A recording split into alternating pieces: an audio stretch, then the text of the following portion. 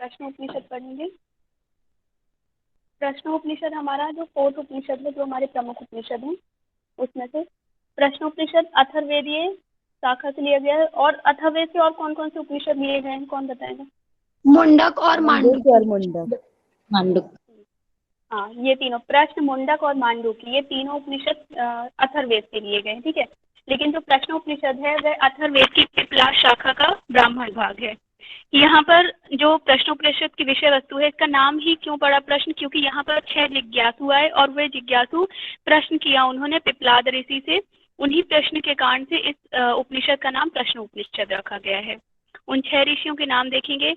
अब यहाँ पर जो मेनली जो हम पहले से ही सीक्वेंस याद करते आए कि उसका सीक्वेंस दूसरा था, काबंदी, भरद्वाज, ऐसा करके। लेकिन जो सूत्र में मंत्र जब आप पढ़ेंगे तो मंत्र में ये सीक्वेंस दिया है सबसे पहले मंत्र में कि भरद्वाज के पुत्र जो थे सुकेशा, सिबी पुत्र सत्यकाम, सूर्य पौत्र। पौत्र का मतलब यहाँ ध्यान दीजिएगा, यहाँ पुत्र नहीं लिखा, पौत्र लिखा है। पौत्र मतलब कि सूर्य उनके दादाजी हो गए। पुत्र जो पौत्र जो होता है, पुत्र का पुत्र पौत्र कहलाता है। तो सूर्य पुत्र गार्ग अर्थात उनको सौर्यायणी भी कहा गया है। अश्वल पुत्र आसुलायन, कौशल और विदर्भ देशीय जो है, यहाँ पे विदर्भ देशीय मतलब विदर्भ देश के जो थे वो कौन थे? भार्गव थे। कव्य प्रपोत्र, अब यहाँ पर भी प्रपोत्र की बात की गई है, मतलब पौत्र ही बोला गया है। कव्य प्रपोत्र जो थे कबंधी अर्थात उनको कात्यायन भी कहा गया है और कव्य वंशी भी कहा गया है। अब ये जो 5 ऋषि थे, ये जो महर्षि पिपलाद थे उनसे प्रश्न पूछ रहे थे और महर्षि पिपलाद जो है उनके उत्तर देंगे। लेकिन जब जैसे ही ये लोग प्रश्न पूछने गए कि हमें इन प्रश्नों के उत्तर चाहिए, हमारे अंदर जो भी जिज्ञासा है उसको शांत कीजिए, तो महर्षि पिपलाद कहते हैं ऋषि की पहले आप लोग 1 वर्ष तक श्रद्धा पूर्वक ब्रह्मचर्य रूप में ग्रहण करके, मतलब ब्रह्मचर्य पूर्वक तप करेंगे, उसके बाद ही आप लोगों को ज्ञान मिलेगा, या उसके बाद ही आप लोगों के प्रश्नों के उत्तर दूंगा। तो यहाँ पे ये ऊपर साइड में मैंने लिख दिया है, देख लीजिएगा कि पिपलाद ऋषि ने आगंतुक ऋषियों को ब्रह्मचर्य पूर्वक 1 वर्ष तक तप करने को कहा। फिर उसके बाद ये जो 6 आगंतुक थे, जो भी जिज्ञासु थे, इन 6 लोगों ने 1 वर्ष तक तपस्या की श्रद्धा पूर्वक, उसके बाद ही महर्षि पिपलाद से जाकर प्रश्न पूछा। तो सबसे पहला जो प्रश्न था वो कबंधी ने पूछा था।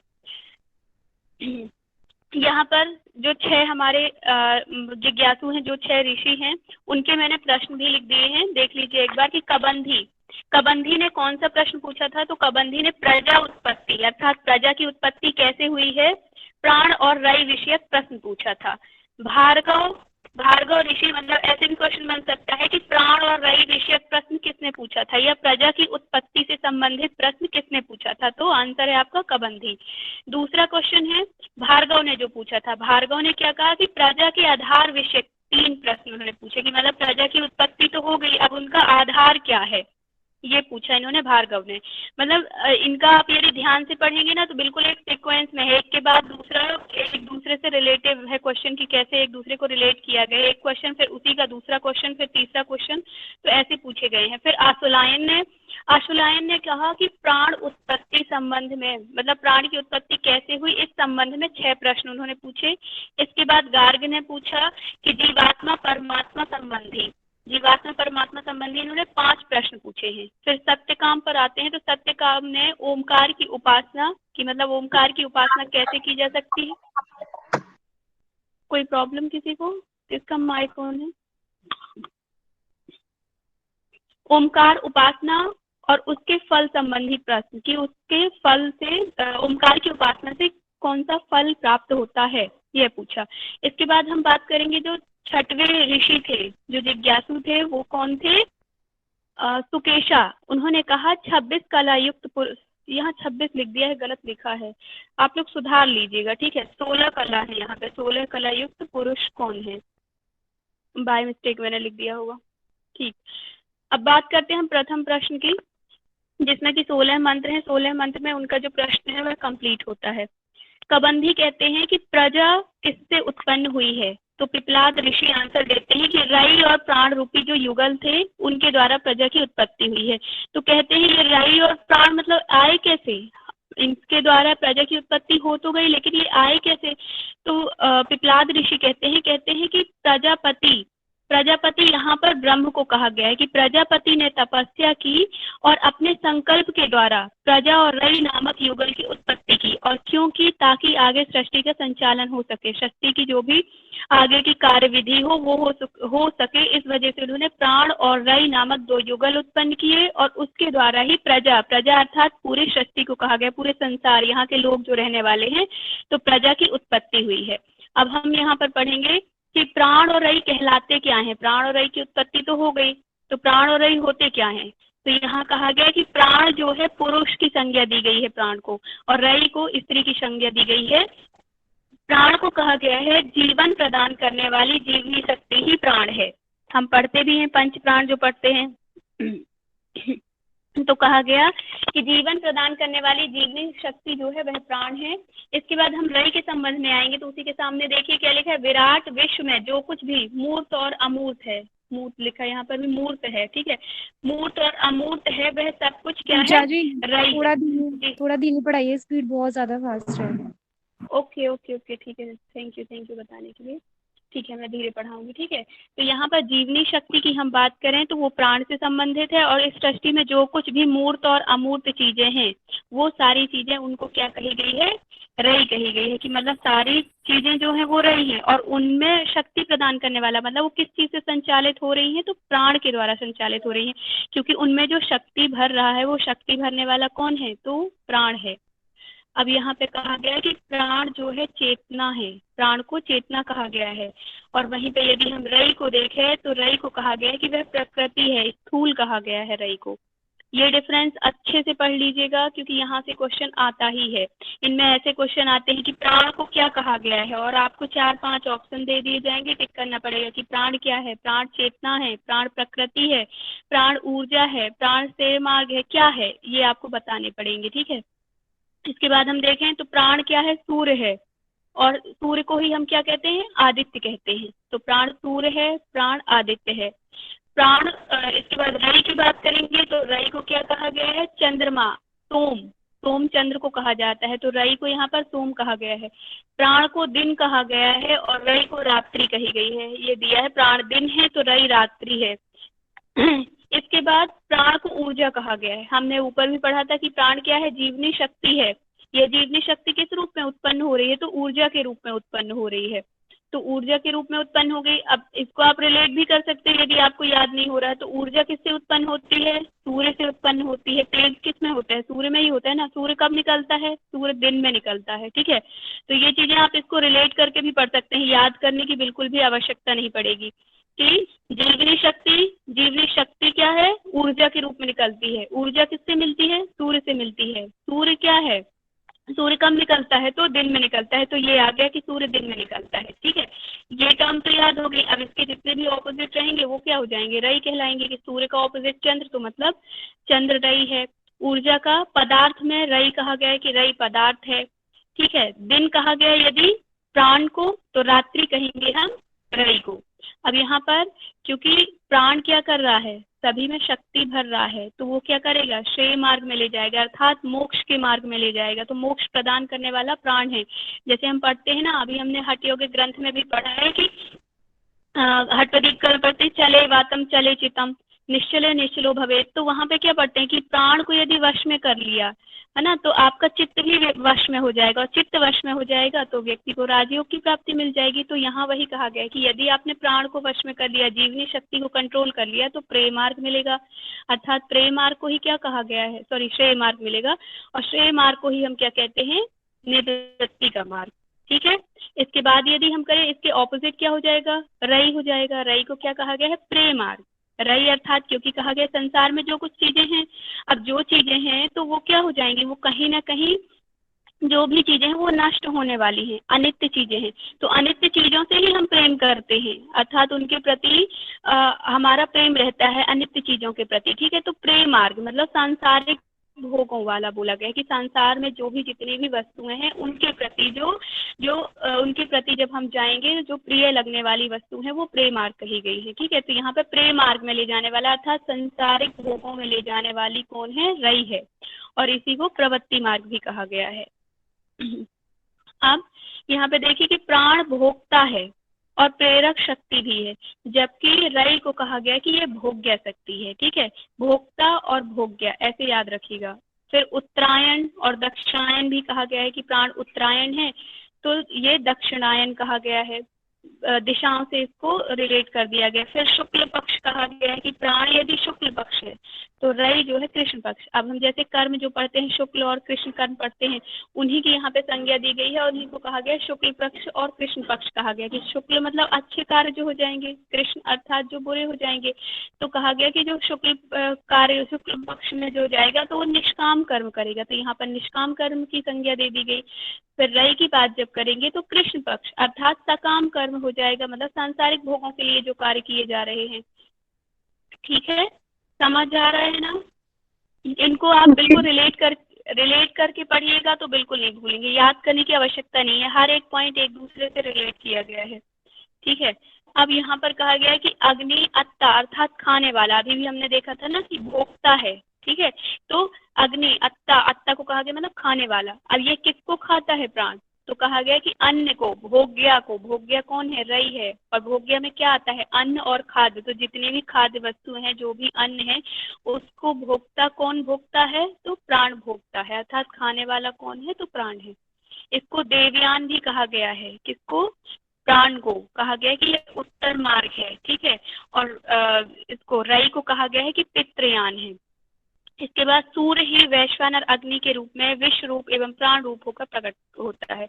मतलब यहाँ पे प्राण को सूर्य की संज्ञा दी गई है कि प्राण ही सूर्य है, और वही क्या है? वैश्वानर के रूप में, अग्नि के रूप में, विश्व रूप में, प्राण के रूप में प्रकट होता है। मतलब सूर्य से ही प्रकाश निकल रहा है, तेज निकल रहा है, ठीक है, और वैश्वानर के रूप में, अग्नि के रूप में, वह पूरे विश्व में प्राण के रूप में प्रकट होता है, ऐसा कहा गया है। फिर रई को कहा गया है कि मूर्ति ही रई है, मूर्ति ही रही है। मूर्ति अर्थात मतलब जो चीजें क्षणभंगुर हैं, जो चीजें जिनको हम सांसारिक चीजों में जो देखते हैं उनको मूर्ति कही गई है, जिनका कोई आकार है वो रई है कहा गया है। रई शक्ति है और आकृति है, मतलब जो भी चीजों में जिनमें भी आकृति है उनको रई से संज्ञा दी गई है। ठीक है, समझ आए? इसमें कोई किसी को दिक्कत तो नहीं है? सब चीजों को एक दूसरे से रिलेट कर दीजिएगा, कोई दिक्कत नहीं होगी याद करने में। अब देखिए, कहा गया कि प्रजापति ने प्राण और रई की उत्पत्ति की, तो कहा कि वो प्रजापति है कौन, दिखता कैसा है? उन्होंने कहा कबंधी ने कि आखिर वो प्रजापति दिखता कैसा है। तो यहाँ पर पिपलाद ऋषि उनका वर्णन कर रहे हैं, कहते हैं कि वह जो प्रजापति है 5 पैरों वाला, 5 पैर से तात्पर्य यहाँ पे पंच प्राण को लिया गया है और पंच तत्व को लिया गया है कि पंच प्राण जो है जिसके अंदर पंच तत्व हैं, जिनके अंदर समाये हुए हैं, वह कौन है? प्रजापति है। फिर कहा कि 12 आकृतियों वाला, 12 आकृति मतलब मास, 12 जो महीने होते हैं, जनवरी फरवरी से लेकर दिसंबर तक जो 12 महीने होते हैं एक वर्ष का, तो वह कहा गया कि वह 12 आकृतियों वाला भी है। फिर कहा गया कि वह जो प्रजापति है धूलोक के बीच अंतरिक्ष में जल धारण करने वाला है, मतलब कहा कि वह जल को भी धारण करने वाला है अंतरिक्ष में धूलोक के बीच, ठीक है। फिर कहा 7 चक्रों वाला है, 7 चक्र की तुलना यहाँ पे 7 दिन से की गई है कि जो हमारे 7 दिन होते हैं, सोमवार मंगलवार बुधवार, तो ऐसे करके जो 7 दिन होते हैं लास्ट संडे तक, तो कहा गया कि 7 बार, ये साइड में मैंने लिख भी दिया है, तो 7 चक्रों वाला है वह प्रजापति। फिर कहा कि 6 ऋतुओं वाला, 6 ऋतुओं की तुलना यहाँ पे 6 अरों से की गई है। अरों मतलब कि जो पहिया होता है, पहिए में जो वो रहती है तिल्ली लगी होती है, उसको अरे अरों बोला जाता है कि मतलब अरे लगे हुए हैं, तो वो जो अर है वो पहिए की तिल्ली को कहा गया, तो उनको 6 ऋतुओं से तुलना की गई है, ठीक है।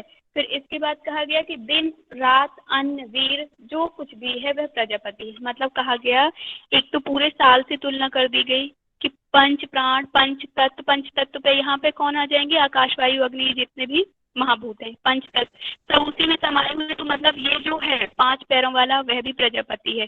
जो ये हमारा एक साल का जो एक चक्र चल रहा है यह भी प्रजापति है।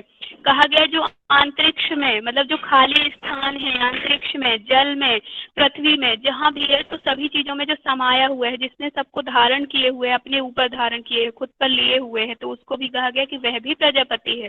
फिर कहा गया कि 7 चक्रों वाला, अब कहा कि मतलब आपके जो 7 दिन हैं वह भी प्रजापति है, 7 चक्रों वाला। फिर कहा कि जो 6 ऋतुएं हैं अर्थात एक साल के अंदर जो 6 ऋतुएं भी आती हैं तो वह भी कौन है, वह भी प्रजापति है। फिर कहा गया कि 6 ऋतुओं के बाद यदि हम देखें तो जो आपका दिन है, रात्रि है, आपके पास जो अन्न है, अन्न से प्राप्त आपको जो वीर है, जो कुछ भी है, वह सब किसकी तुलना कर दी गई है उससे, प्रजापति की। जो सारी चीजें हैं वह सब प्रजापति है, अर्थात वही ब्रह्म है।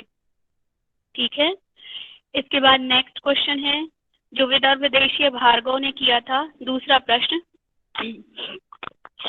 इन्होंने 3 प्रश्न पूछे थे। हमने क्या पढ़ा, पहला प्रश्न क्या था कि प्रजा की उत्पत्ति कैसे हुई, तो कहा गया कि प्राण और रई से हुई।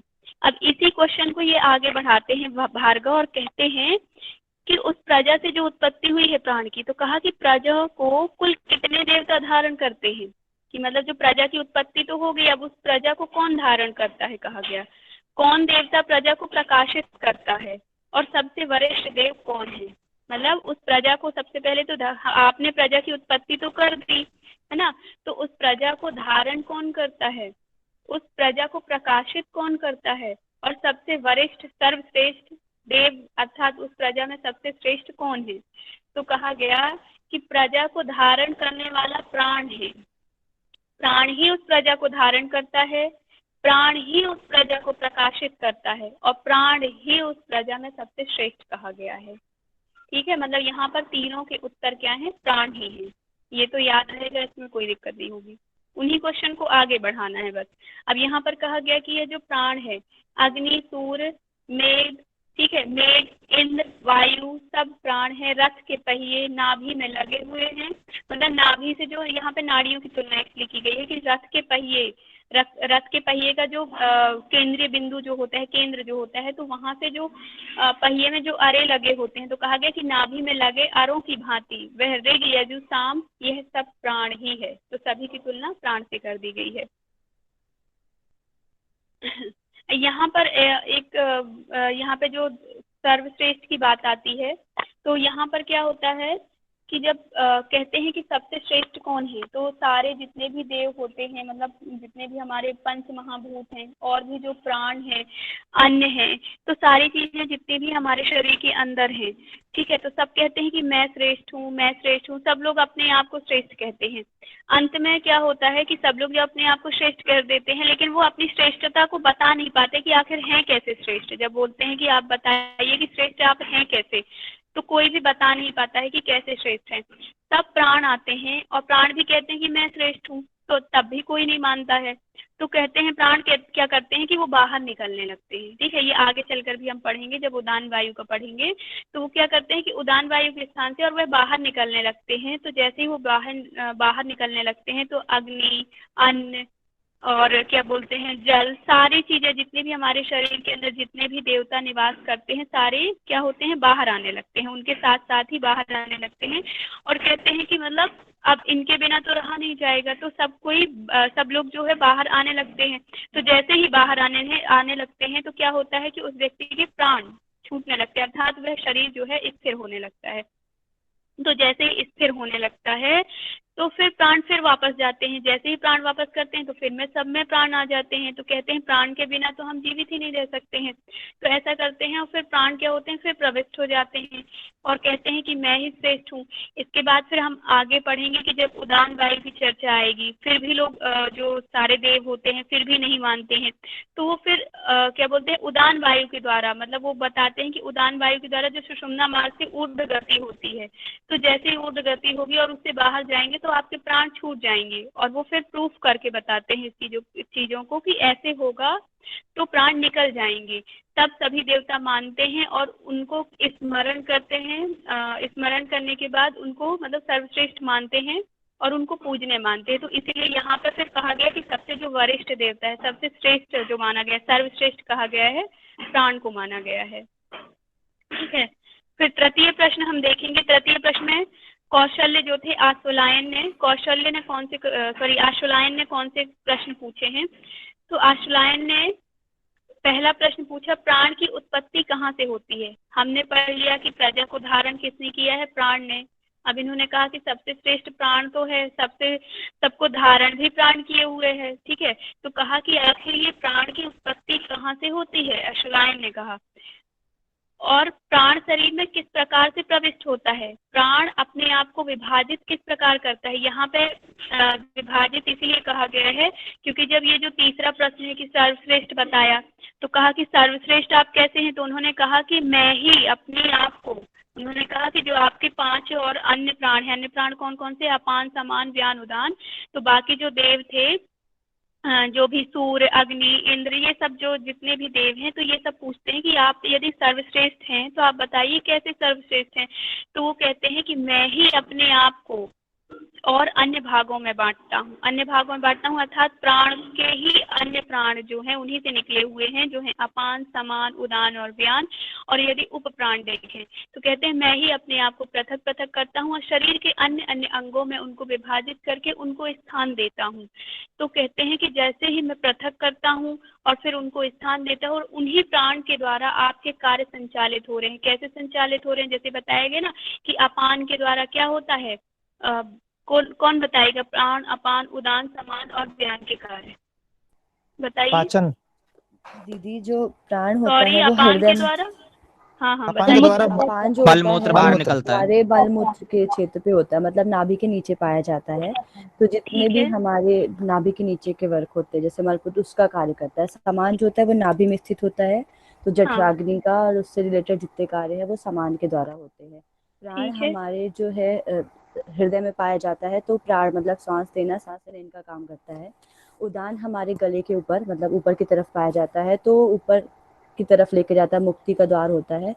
व्यान संपूर्ण शरीर में पाया जाता है और ये मृत्यु के बाद भी रहता है। हाँ। तो मतलब देखिए, प्राण आपने पढ़े ना कि कहाँ कहाँ कौन से प्राण प्रविष्ट हैं और उनके द्वारा कौन कौन से कार्य हो रहे हैं। तो कहा गया कि ये जितने कार्य हैं तो मेरे द्वारा जो विभाजित किए हुए अन्य प्राण हैं, अर्थात जिनको मैंने पृथक किया हुआ है, उनके द्वारा ही आप सभी कार्य कर रहे हैं। अग्नि का कार्य, अर्थात यदि हम देखें पाचन का कार्य, पाचन का कार्य कौन करे, अग्नि। अब वहां पे जो वायु होगी तो वो अग्नि का कार्य करेगी, जो कंठ में वायु होगी तो वो कंठ का कार्य करेगी। तो इस प्रकार से सभी प्राण अपना अपना कार्य कर रहे हैं और उन प्राणों को मैंने ही नियुक्त किया है। प्राण जब ये श्रेष्ठता अपनी बताते हैं, अपना प्रूफ जब देते हैं, तब जाकर उनको श्रेष्ठ माना जाता है। और तब से फिर यहाँ पर ये बोल दिया गया कि सबसे श्रेष्ठ देव कौन है, प्राण है। तो यहाँ पर यही पूछा गया है थर्ड में कि प्राण अपने आप को विभाजित कैसे करता है। जब प्राण ने बताया कि मैं तो विभाजित करता हूँ खुद को, तो इन्होंने कहा कैसे विभाजित करते हैं।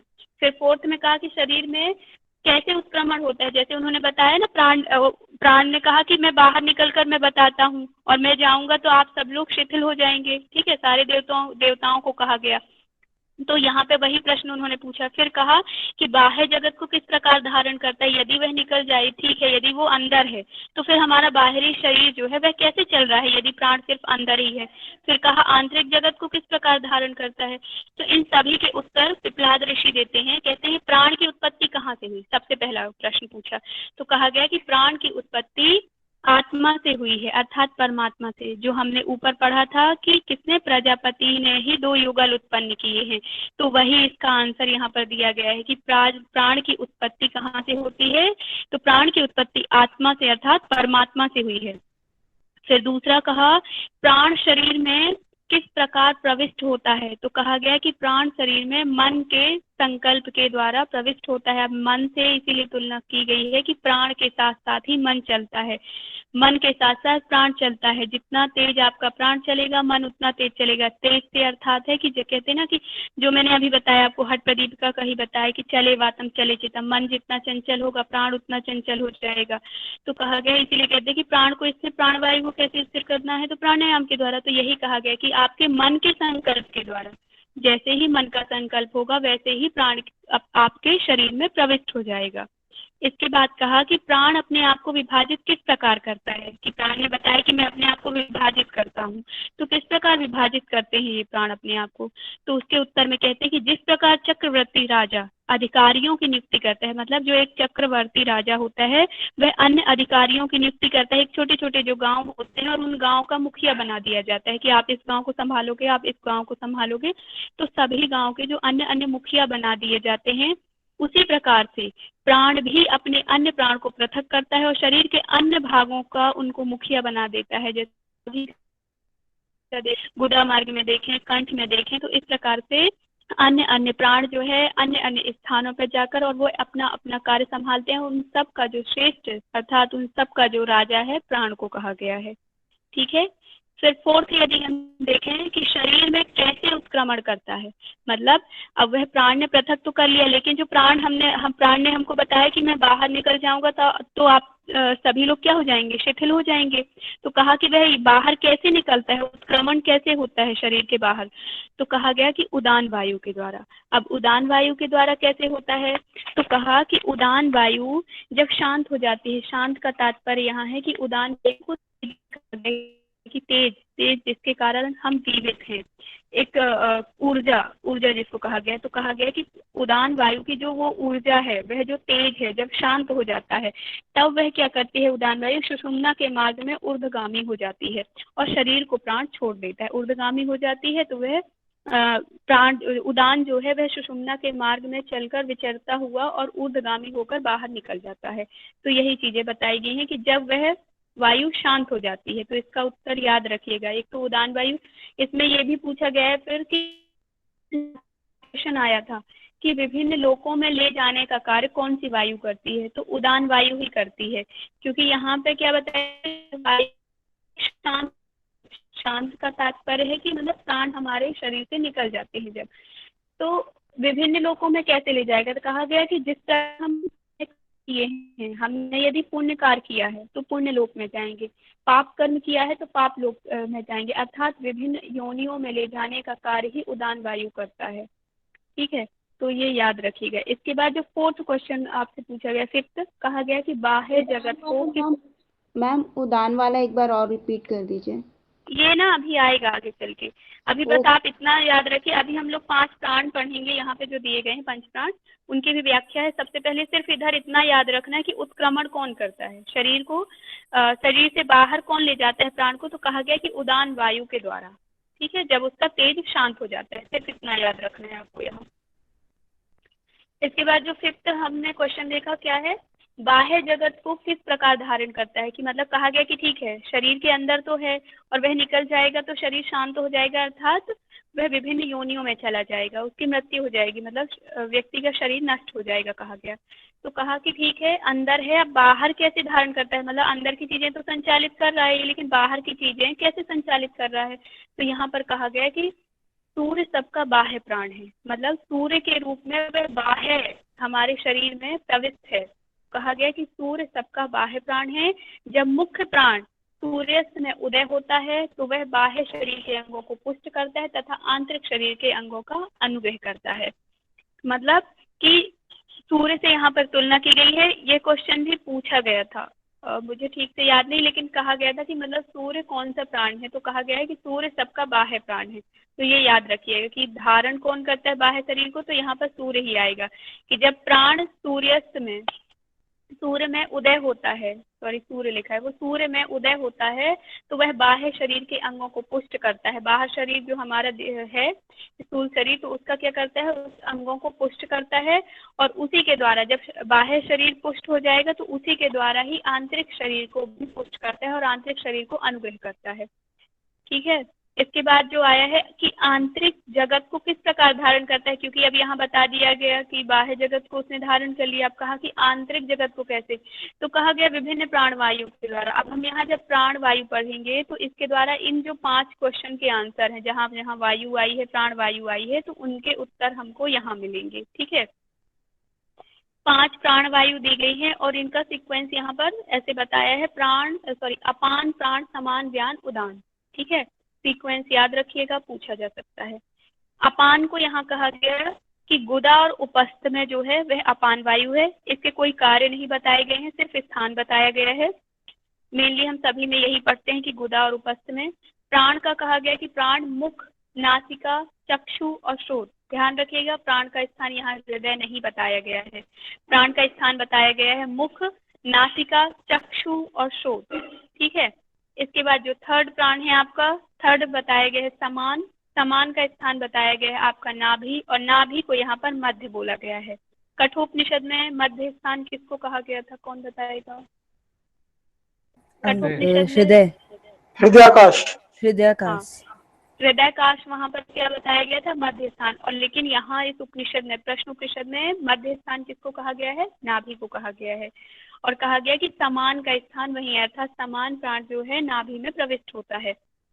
और कार्य क्या करता है, तो कहा कि अन्न को रस में परिवर्तित कर शरीर के अन्य अंग प्रत्यंगों में, देखिए अब जो प्रश्न पूछा गया था कि आंतरिक शरीर को कैसे धारण करता है, तो ये जो आंतरिक शरीर का आंसर आ जाएगा, यही आएगा आंतरिक शरीर का आंसर, कि अन्न को रस में परिवर्तित कर देता है और शरीर के अन्य अंग प्रत्यंगों में यथा योग संभाव में पहुंचता है। ठीक है, ये कौन पहुंचता है, प्राण समान वायु को कहा गया कि जितना भी जो भी आप अन्न ग्रहण करेंगे, अन्न का पाचन करेगी, जो अग्नि होगी अन्न का पाचन करेगी, और जो उसका जो रस होगा अन्न के रस को परिवर्तित कर देगा और शरीर के सभी अंगों में पहुंचाएगा। कौन पहुंचाएगा, समान वायु, और उन अंगों में समान रूप से पहुंचाकर उन अंगों को पुष्ट करेगा।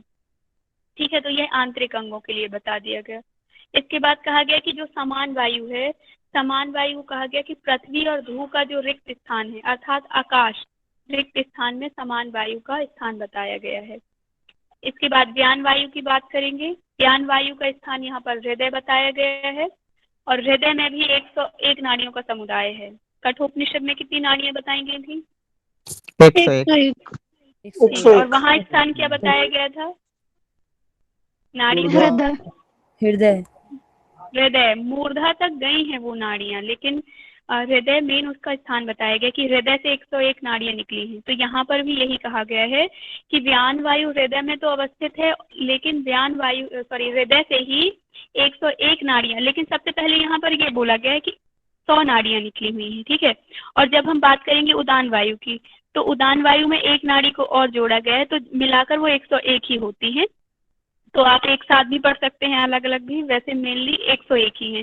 तो हृदय में 101 नाड़ियों का समुदाय है, और इसमें कहा गया कि ये जितनी भी 101 नाड़ियां हैं, प्रत्येक नाड़ी की, मतलब यदि 101 को एक एक करके अलग अलग की जाए उन नाड़ियों को, तो प्रत्येक की शाखाएं हैं, और इन शाखाओं में मतलब 100 यदि एक नाड़ी से देखी जाए तो एक नाड़ी की जो शाखा है तो उसमें कितनी निकलेंगी, 100 नाड़ी, फिर दूसरी नाड़ी से भी 100, तीसरी से भी, तो इस प्रकार से 100 नाड़ियों से, प्रत्येक 100 नाड़ियों से 100 की नाड़ियां निकली हुई है। फिर कहा गया कि इन 100 नाड़ियों से भी उनकी भी प्रतिशाखा है, शाखा की भी प्रतिशाखा।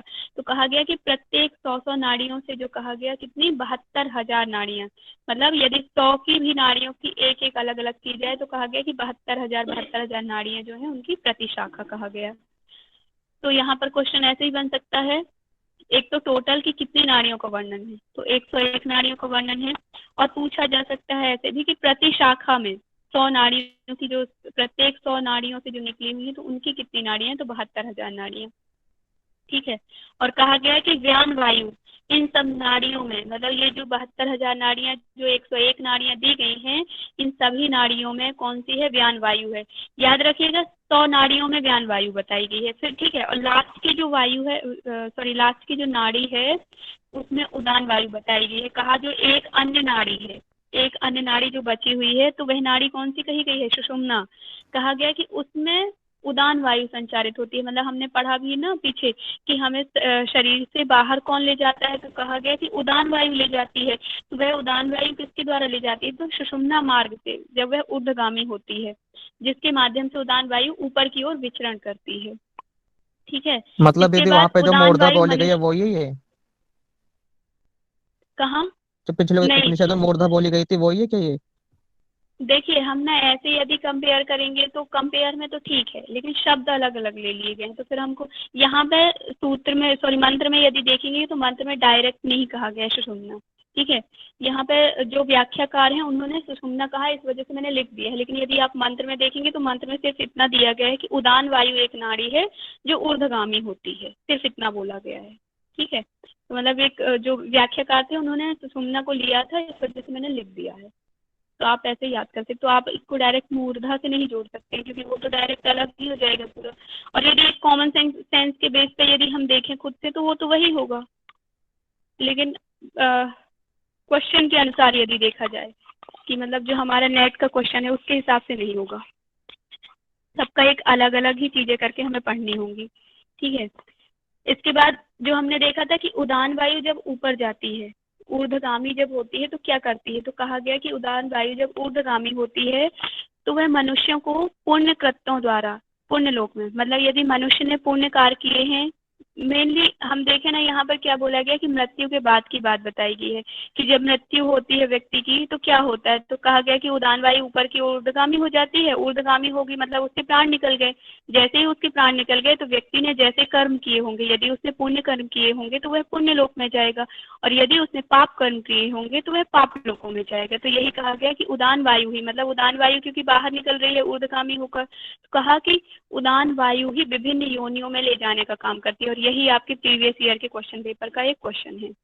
ठीक है, इसके बाद कहा गया कि उदान वायु के कारण ही मनुष्य के शरीर में तेज है, उसे, हाँ वो हमने लास्ट में भी पढ़ा था, अभी हमने पढ़ा था कि जो शरीर का जब तेज शांत हो जाता है, तेज शांत हो जाना मतलब मृत्यु हो जाना ही, यदि एक सीधे उसमें देखें तो, कि जब शरीर का तेज जो है शांत हो जाता है तो वह जीवात्मा मन में विलीन हो जाती है। मन में विलीन हो जाती है मतलब वह जीवात्मा क्या होता है, आत्मा बाहर निकल जाती है, अर्थात मन में विलीन हो जाती है, और उसका फिर पुनर्जन्म होता है। और पुनर्जन्म कैसा होगा, जो कि हमने पीछे पढ़ा कि पुण्य कृत किए होंगे तो पुण्य लोक में जाएगा, पाप कृत किए होंगे तो पाप लोकों में जाएगा, अन्य योनियों में जो भी योनि उसके लिए होगी तो उस योनि में जाएगा।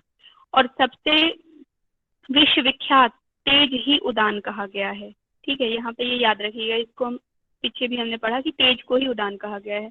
अब यहाँ पे जो प्राण रूपी अग्नि है उनसे 7 ज्वालाओं का प्रादुर्भाव हुआ है। कहा गया कि जितने भी ये प्राण रूपी अग्नि है उनसे 7 ज्वालाएं का प्रादुर्भाव हुआ। तो कौन कौन सी, 2 नेत्र, 2 कान, 2 नाक छिद्र और 1 मुख, ये ज्वालाएं बताई गई हैं, इनका प्रादुर्भाव हुआ है। इसके बाद हम चतुर्थ प्रश्न देखेंगे। चतुर्थ प्रश्न में क्या कहा गया, सौर्यायणी जो थे गार्ग ने प्रश्न पूछे, इन्होंने 5 प्रश्न पूछे।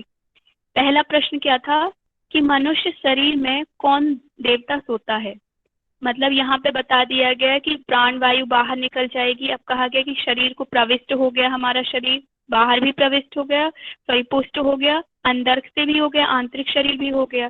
तो अब उसी क्वेश्चन को वो आगे बढ़ाते हैं गार्ग और कहते हैं कि ये जो हमारा शरीर प्रविष्ट तो हुआ है, अब इस शरीर में कौन देवता सोता है, कौन देवता जागृत अवस्था में रहता है अर्थात जागता है, कौन देवता स्वप्न देखता है, कौन देवता सुख का अनुभव करता है, और ये सभी देवता जो हैं किसमें प्रतिष्ठित हैं, मतलब ये सारे देवता ये अपना अपना कार्य तो कर रहे हैं लेकिन ये प्रतिष्ठित किसमें हैं। तो कहा गया है कि मनुष्य शरीर में जो है कौन देवता सोता है, तो कहा गया कि मनुष्य शरीर में मन सोता है।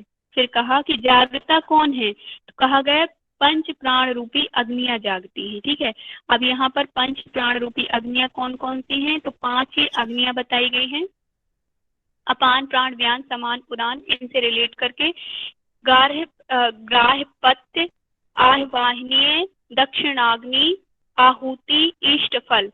यहाँ पर एक और नाम दिया गया है व्यान को, ये मैंने साइड में लिखा है देखिएगा, अनवहार्य पचन। ठीक है, अनवहार्य पचन अग्नि जो कहा गया है इसको व्यान को कहा गया है। तो ये दोनों नाम याद रखिएगा, जब आप नोट्स बनाए तो ऑब्लिक करके लिख लीजिएगा, मैंने बाद में लिखा था। ठीक है, इनकी तुलना भी की गई है कि इन अग्नियों की तुलना, तो प्रथम के जो अपान प्राण और व्यान, इन 3 की जो अग्नियां हैं इन तीनों की तुलना की गई है, तो ब्रह्मा विष्णु और शिव से की गई है। लास्ट की 2 अग्नियों के जो देवता हैं वो नहीं बताए गए हैं। ठीक है, तो ये जो देवता कौन देवता जागते हैं, तो यही बताया गया कि ये 5 जो देवता हैं, पंच प्राण रूपी जो अग्नियां हैं ये जागती हैं। कहा कि कौन देवता स्वप्न देखता है, स्वप्न कौन देखता है, तो कहा गया कि जीवात्मा। जीवात्मा कब स्वप्न देखता है, मन और इंद्रियों के द्वारा, जब मन और इंद्रियों का संयुक्त रूप होता है तब जीवात्मा स्वप्न देखता है। फिर कहा कि जब वो स्वप्न देखता है, जागता कोई और है, सोता कोई और है, लेकिन जो हमें सुख का अनुभव हो रहा है, व्यक्ति को सुख का अनुभव, तो वो सुख का अनुभव कौन करता है, तो कहा गया कि जीवात्मा ही सुख का अनुभव करता है और मन के द्वारा, यहाँ पे इंद्रियां नहीं रहेंगी। कहा गया कि मन के द्वारा जीवात्मा सुख भोगता है। फिर कहा कि ये जितने भी देव हैं कौन कौन से, जो जागते हैं, जो सोते हैं, जो स्वप्न देखते हैं और जो सुख का अनुभव करते हैं, तो ये जितने भी देव हैं ये सब किसमें प्रतिष्ठित हैं, तो कहा गया कि ये जो देवता हैं ये सारे देवता परमात्मा में प्रविष्ट हैं, अर्थात सबका आधार परमात्मा को कहा गया है।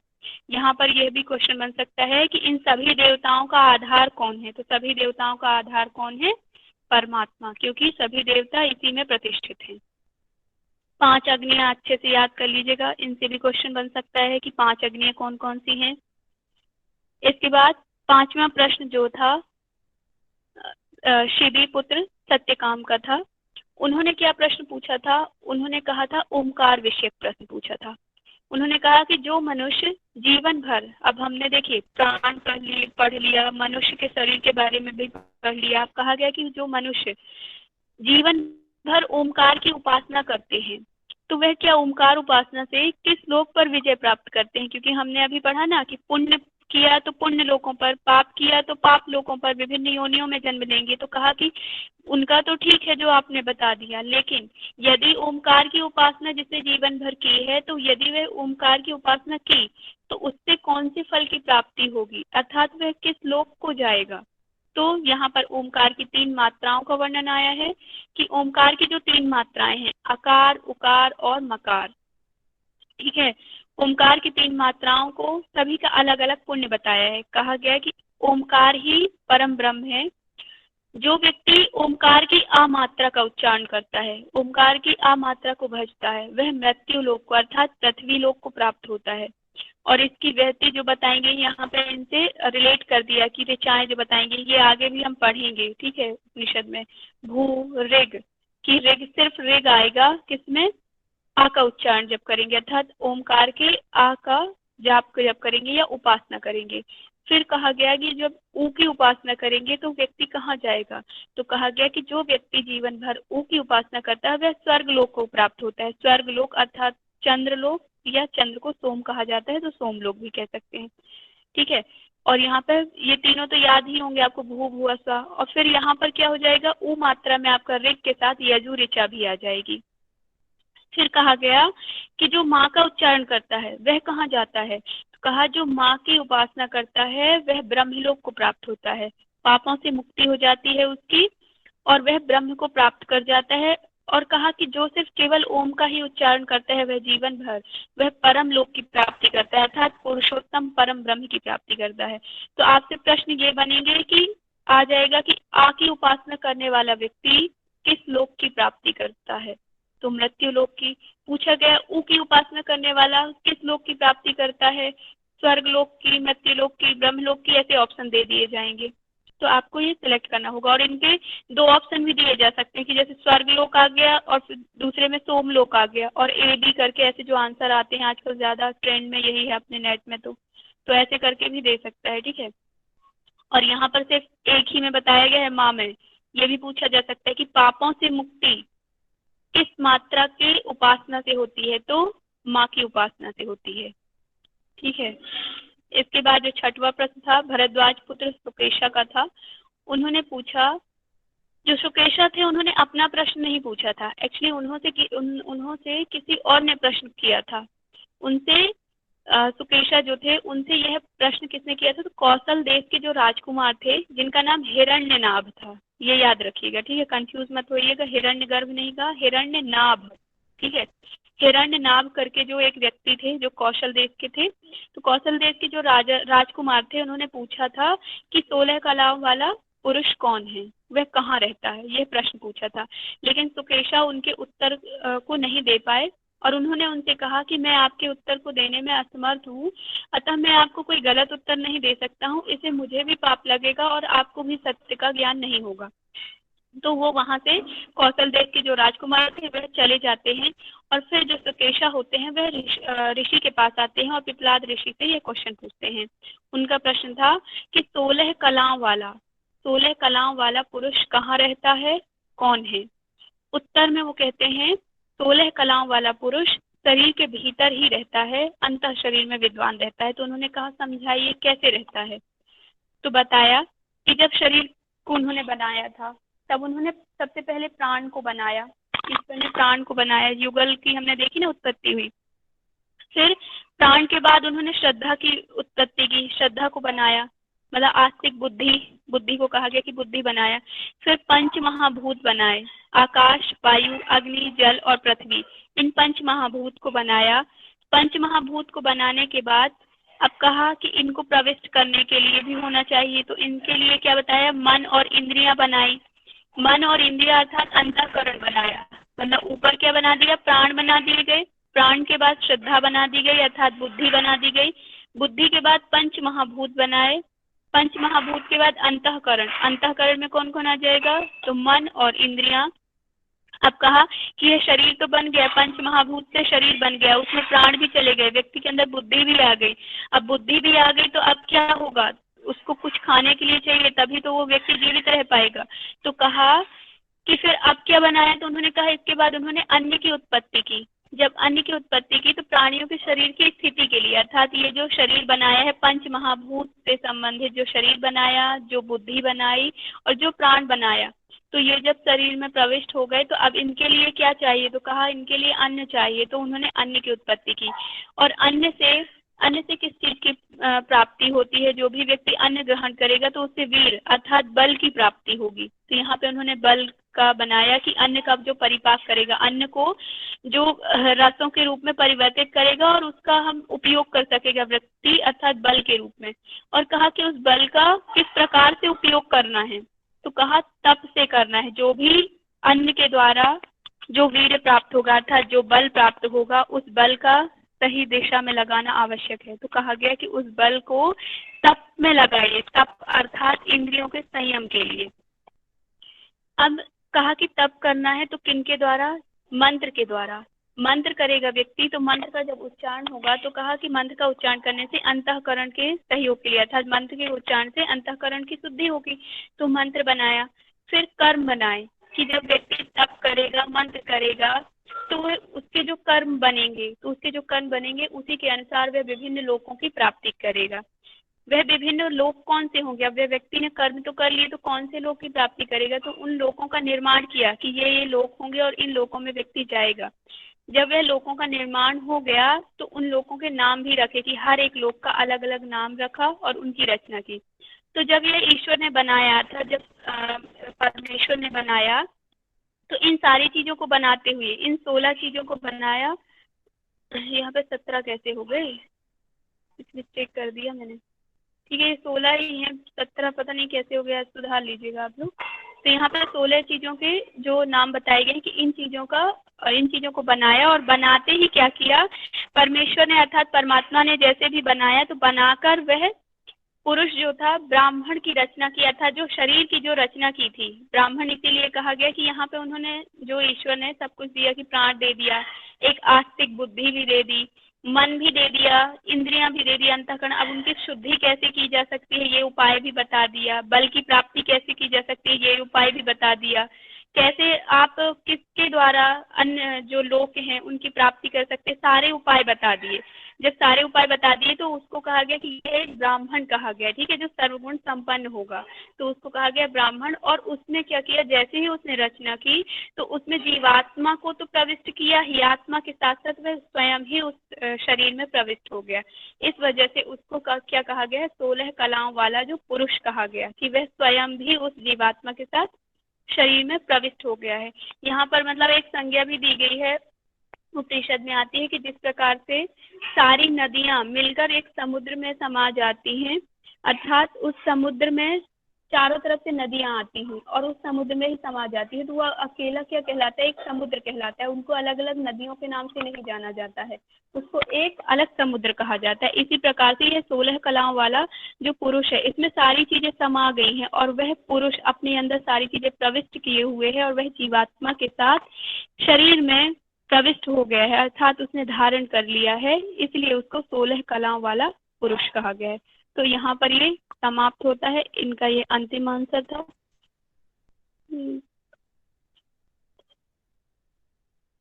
ये इधर पे ये वाला सीक्वेंस गड़बड़ है, ये सुधार लीजिए। हाँ 13 के बाद 14 नहीं लिखा, 14 नहीं लिखा आपने।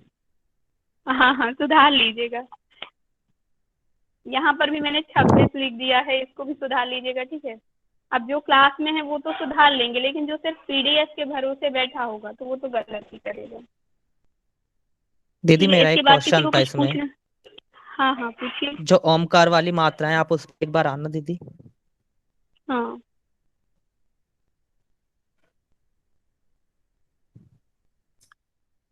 बताइए दीदी ओमकार वाली मात्रा ये इसमें 7वें उसमें दे रखा है कि इसमें ना मात्रा का ये इसमें ऐसे दे रखा है, पहले आ की करेगा वो फिर दो की मात्रा का करेगा, आ और ऊ की करेगा, फिर तीनों की करेगा, आ ऊ माँ, तीनों की जब वो साथ में करेगा तभी तो उसको ब्रह्मलोक की प्राप्ति होगी, सिंगल से थोड़ी हो हाँ, तो जाएगी।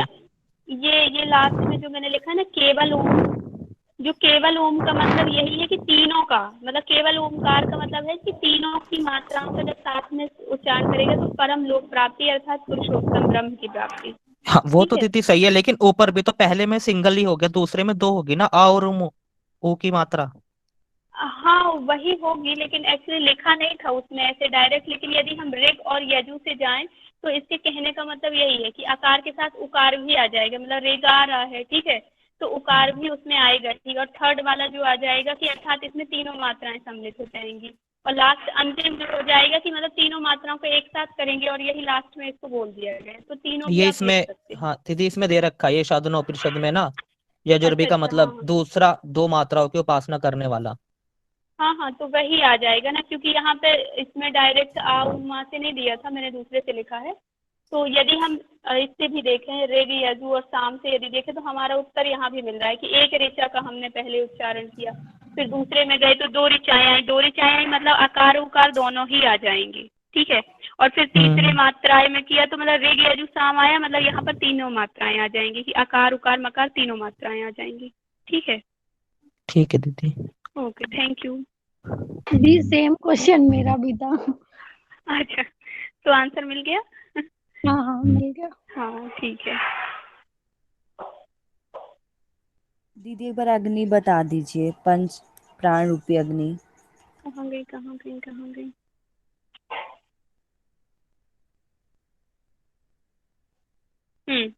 अग्नि ये है गारस्वत अपान की आह्वानीय, और इसकी ना व्यान की ये एक और लिखी है, ठीक है, ये कॉर्नर पे लिखी हुई है, इसको आप यहाँ पर लिख लीजिएगा। इसको दक्षिणाग्नि जो व्यान को कहा गया है, अनिवार्य पचन अग्नि कहा गया है इसको। और थर्ड जो है आहुति, सॉरी फोर्थ समान को इष्ट फल देने वाली उदान कहा गया है। तो ये 5 अग्नियां दी गई हैं जो कि मानव दीदी शरीर में इनका प्रविष्ट। नाम कैसे पड़ा है, मतलब जैसे कि इनके वर्क के अकॉर्डिंग पड़ा है क्या? इनका नाम का तो मुझे कुछ मिला नहीं, ठीक है, मुझे अग्नियां ही मिली थी तो मैंने लिख ली, मुझे भी ज्यादा आइडिया नहीं। मोहित जी से पूछे यदि हो उनको पता तो। मोहित जी,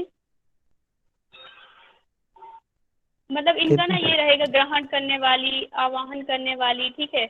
और जैसे अन्नहार्य पाचन कहा गया, मतलब पाचन से संबंधित है, व्यान कहा गया, फिर कहा गया आहुति देने वाली। और इनको ना एक चीज और कहा गया, आहुति का मतलब यहाँ इससे लिया गया है कि प्राण रूपी आहुति अर्थात प्राणायाम करना है, कि जो प्राणायाम आप श्वास ले रहे हैं, प्रश्वास, श्वास प्रश्वास जो आपकी चल रही है, श्वास ले रहे हैं फिर छोड़ रहे हैं, तो इनकी जब आहुति डेली व्यक्ति करेगा ईश्वर को याद करते हुए, तो ये इनको इसीलिए अग्नियां कहा गया कि उन अग्नियों के द्वारा क्या आप ग्रहण करेंगे, क्या आप छोड़ेंगे, ठीक है, किन चीजों का आपके अंदर संचय होगा और उससे जो फल प्राप्त होगा वो क्या होगा, ठीक है। तो ऐसे। हाँ मोहित जी आप बताइए क्या बता रहे थे? कुछ नहीं दीदी, आपने बता तो दिया। ये समान का ये इसी तरह से जैसे आहुति हम हवन में डालते हैं ना, उसी तरह से जो भोजन की आहुति हम पेट में डालते हैं उसी से लिया गया आहुति है। बिल्कुल हाँ। क्योंकि मेरे पास मतलब तो इसे प्राण का आवाहन करते हैं कि उसे बुलाते हैं, उस चीज से लिया गया है यहाँ पे, इसी तरीके से बिल्कुल हाँ काम के हाँ, हिसाब से ये इसमें। तो फिर ठीक है व्यान का हाँ। पचन क्यों दिया है मोहित जी? यहाँ ना वो पचन से कुछ और संबंधित होगा, ऐसे वर्ड का एक एक वर्ड का तो नहीं ले सकते, इसको देखना पड़ेगा ध्यान से, ठीक है। लेकिन इनका आप देख सकते हैं कि मतलब ग्रहण किया, फिर आवाहन किया, फिर आहुति दी और उससे इष्ट फल की प्राप्ति हुई। सभी के अलग अलग कार्य होंगे, डिटेल इतना तो आएगा नहीं, लेकिन फिर भी जी दीदी। आपने पूछा है तो मैं कल एक बार देखकर बता दूंगी, ठीक है। ओके दीदी, थैंक यू।